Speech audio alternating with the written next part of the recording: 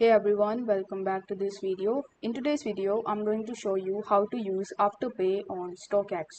Now you have two options of using Afterpay on StockX. In the first method, what you can do is you can simply purchase the StockX gift card from Afterpay and then you can use that gift card on the StockX official website. If you want to go with this method, then you need to first come to afterpay.com and here in the search bar you need to simply search for StockX.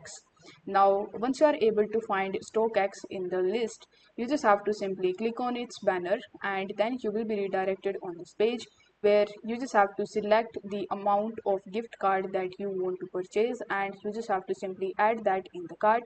After that, you need to create your account on Afterpay and conclude your payment and you are done. Once this step is done, you will be provided with the 16-digit gift card code and its expiration date and further details. So you just have to use those details and come to StockX. Now you need to simply log in into your account if you already have an account on StockX, or you can even create your account if you don't have it. Now once this step is done, you just have to enter or add the products or the items in your cart, and at the checkout page you can use the gift card option and you can provide the gift card details that you received when you purchased it from Afterpay.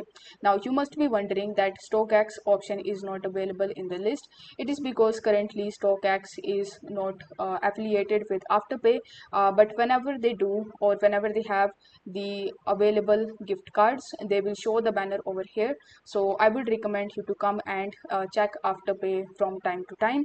Now in the second method, what you can do is you can simply come to stockx.com and add the item in your cart.